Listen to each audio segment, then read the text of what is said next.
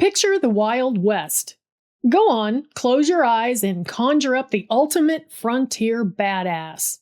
Who do you see? A rugged, stubbled cowboy with a low-slung Stetson? A mysterious gunslinger with a tragic past and a quick draw? Maybe a grizzled lawman standing alone in the dusty street at high noon? Well, you can take all those Hollywood cliches, roll them up and toss them straight into the spittoon, because the toughest, most fearless, absolutely undeniable badass in the history of the American frontier didn't look like John Wayne or Clint Eastwood. She was a 6-foot-tall, 200-pound black woman in her 60s. She smoked cheap, foul-smelling cigars. She drank whiskey in men-only saloons. She kept a Smith & Wesson revolver strapped under her heavy apron, a lever-action rifle by her side, and she had a right hook that could drop a grown man in the dirt. Oh, and she was the first black woman in history to become a star route carrier for the United States Postal Service. Her name was Mary Fields, but the outlaws, the thieves, the wolves, and the terrified men who owed her money knew her by another name. They called her Stagecoach Mary. Welcome to Audacious History. Today, we are riding shotgun with the hardest-drinking, gun-toting guardian of the U.S. mail. Buckle up, it's gonna be a bumpy damn ride. To understand the sheer audacity of Stagecoach Mary, you have to understand the crucible that forged her. Mary Fields was born into the brutal, unforgiving institution of slavery around 1832 in Hickman County, Tennessee. We don't know the exact date of her birth because the records of enslaved people were treated with the same carelessness as livestock inventory. But we do know that from the very beginning, Mary was a survivor. When the Civil War ripped the country apart and emancipation finally came in 1865, Mary was in her early 30s. She was suddenly free, but freedom in the post-war United States didn't come with a pension, a home, or a safety net. It just meant you were free to survive on your own. Mary didn't head north to politely assimilate into high society. She headed for the water. She found work on the legendary Mississippi River boats, including the famous Robert E. Lee. Now, life on a steamboat was not a luxury cruise. It was a chaotic, dangerous world of back-breaking labor, rampant gambling, drunken brawls, and boiler explosions. The crews were made up of some of the roughest, toughest men in the country. And right there in the middle of them was Mary. She wasn't just surviving, she was thriving. She learned how to hold her liquor. She learned how to swear loud enough to make a sailor blush. And most importantly, she learned that in a world governed by brute strength and intimidation, you never, ever back down. You look the biggest bastard in the eye and you dare him to try you. Eventually, Mary left the riverboats and took a job as a housekeeper for Judge Edmund Dunn in Toledo, Ohio. But Mary wasn't meant for a quiet life of dusting parlors and pouring tea. Fate, it turned out, had a much wilder destination in mind for her. While working in Toledo, Mary formed an unlikely lifelong friendship. The judge's sister was a woman named Mother Amadeus, an Ursuline nun. Despite being polar opposites, the quiet, pious nun and the loud, cigar-chomping, whiskey-drinking Mary, the two formed a deep bond. In 1884, Mother Amadeus was dispatched to the Montana Territory to establish a school for Native American girls at St. Peter's Mission. Montana in the 1880s was not for the faint of heart. It was a desolate, freezing, untamed wilderness. And sure enough, shortly after arriving, Mother Amadeus fell deathly ill with pneumonia. Word reached Mary in Ohio. Mary was in her mid-50s at this point. Most people that age would send a nice letter and some prayers. Not Mary Fields. She packed her bags, left the comforts of civilization, and traveled halfway across the country into the teeth of the wild frontier. Mary nursed Mother Amadeus back to health. And once the nun was back on her feet, Mary looked around the struggling St. Peter's mission and decided she was going to stay. For the next 10 years, Mary became the mission's ultimate forewoman. She did the heavy lifting. She built buildings. She chopped wood. She cultivated a massive garden. She drove the freight wagon all the way to the town of Cascade to get supplies, navigating treacherous, winding dirt roads. But there was a slight problem. The mission was run by a bishop and populated by quiet, devout nuns. Mary, on the other hand, she was Mary. She wore men's clothing because dresses got caught in the way of her work. She drank whiskey. She smoked fat cigars on the holy grounds. And her language? Let's just say she had a vocabulary that could peel the paint off a chapel wall. She would frequently swear at the horses, the weather, and anyone who annoyed her. And nobody annoyed her more than the male hired help. The men working at the convent deeply resented taking orders from a black woman. They muttered behind her back. They complained to the bishop, but none of them had the guts to say it to her face. Until the janitor made the biggest mistake of his life. It's a brisk morning in the late 1880s. Mary is out in the courtyard doing the laundry, scrubbing heavy fabrics until her knuckles are raw. Enter the mission's janitor. We don't know his exact name, but for the sake of the story, let's call him the unlucky bastard. The unlucky bastard had been complaining to the bishop that Mary was making $1 more a month than he was. He was furious. He thought a man should always earn more. He decided today was the day he was going to put Mary in her place. He marches out into the courtyard, aggressive and puffed up, and starts barking at her. "You've got no right being here," he spits. "You think you run this place, doing men's work, ordering us around. You're nothing but a loud-mouthed outsider." Mary slowly stops scrubbing. She doesn't panic. She doesn't flinch. She just wipes her soapy hands on her thick apron, turns around, and looks down at him. She reaches into her pocket, pulls out a cigar, strikes a match on a nearby wooden post, and takes a long, slow drag. "I suggest," Mary says, her voice a low, gravelly rumble, "that you take your little broom, turn your ass around, and sweep yourself out of my sight before I snap you in half." The janitor turns red. His pride is shattered. He's losing an argument to a woman in front of the laundry lines. In a fit of absolute unhinged rage, the janitor reaches into his coat and pulls out a revolver. Now, time slows down. Most people staring down the barrel of a loaded gun would freeze. They would beg. They would run. Mary Field sighs. She drops her cigar, and in one fluid, lightning-fast motion honed by years on the brutal riverboats, she reaches beneath her apron and draws out her own Smith & Wesson revolver. "You better make sure your first shot kills me," Mary growls, cocking the hammer back with an audible click. "Because I promise you, I will not miss." The courtyard explodes into chaos. The janitor, terrified by the fact that he has picked a fight with a literal Terminator of the 19th century, panics and fires. Bang! The shot goes wild, putting a hole straight through the bishop's freshly washed underwear hanging on the clothesline. Mary fires back. Bang! Her shot kicks up the dirt right between the janitor's boots.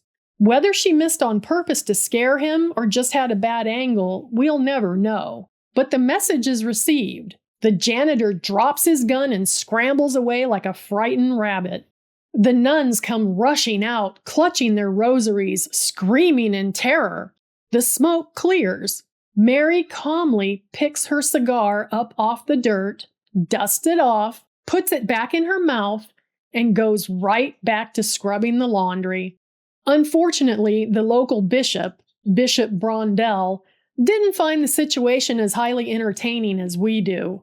He had received one too many complaints about Mary's drinking, smoking, and cursing. But a literal shootout on church grounds? That was the final straw. Mother Amadeus pleaded for her friend, but the bishop was firm. Mary had to go. And just like that, at over 60 years old, Mary Fields found herself kicked out of the convent, alone in the Montana wilderness, needing a new way to survive. Hey, do me a solid and support independent history storytelling by hitting that subscribe button. Done it? Awesome. Let's get back to the madness. It's 1895. Mary is 63 years old. She moves to the nearby town of Cascade. She tries to open a restaurant, but there's a problem. Mary has a heart of gold under all that grit. If someone came into her restaurant hungry and couldn't pay, she fed them anyway.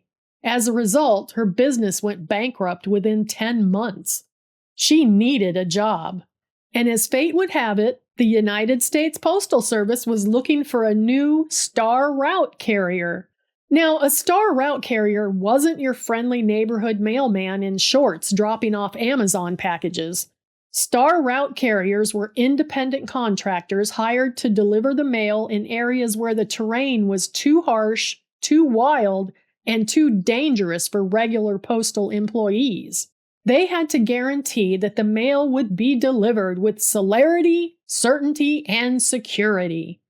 Dozens of young, tough cowboys applied for the job, and so did a 63-year-old black woman. The postal inspectors didn't know what to make of her, but the requirement for the job wasn't about age or gender. It was a physical test. The contract would be awarded to whoever could hitch a team of 6 horses to a stagecoach the fastest. The young cowboys swaggered up, confident they had it in the bag. They fumbled with the heavy leather harnesses, struggling to get the restless horses in line. Then it was Mary's turn. She stepped up, a cigar clamped in her teeth. She didn't swagger, she just worked. Her massive hands moved with practiced mechanical precision. She knew horses better than she knew people. She didn't just beat the cowboys, she humiliated them. She had the team of 6 hitched and ready to ride in record time. The postal inspectors were stunned. They handed her the contract. And in that moment, at 63 years of age, Mary Fields became the first black woman and only the second woman ever to be a star route carrier for the U.S. Postal Service. Stagecoach Mary was officially born. Her route was from Cascade to St. Peter's Mission and back. It wasn't a long distance on a map, but in the mountainous terrain of Montana, it was a gauntlet. She was carrying not just letters, but government documents, money, and valuable supplies. This made the stagecoach a prime target for bandits and highway robbers. Add to that the packs of hungry timber wolves, rock slides, and weather that could drop to below 40 degrees below zero, and you had a job that required nerves of absolute steel. Mary drove the route with her trusted lever-action rifle across her lap and her revolver at her side. Word quickly spread among the criminal element of Montana. Do not mess with the black woman's stagecoach. She never had to use her rifle on a bandit because, frankly, they were terrified of her. She looked like a mountain, and she looked like she would absolutely love an excuse to shoot someone. But Mary's greatest adversary wasn't outlaws. It was the Montana winter. One winter, a catastrophic blizzard hit the region. The snow was falling so thick you couldn't see your hand in front of your face. The temperature plummeted. Mary was driving her stagecoach when she hit a massive snowdrift. The horses sunk up to their chests. They were stuck, whinnying in panic. The wheels of the heavy coach were buried. Most carriers would have unhitched a horse, ridden back to town, and said, "The mail's going to be late. It's a literal blizzard." But Mary Fields lived by a code. The mail goes through, period. She climbed down from the driver's bench into waist-deep snow. She calmed her horses, wrapping them in thick blankets so they wouldn't freeze. Then she reached into the back of the coach and pulled out the heavy U.S. mail sacks. We are talking 50 to 60 pounds of dead weight. She hoisted the massive sacks onto her 60-plus-year-old shoulders.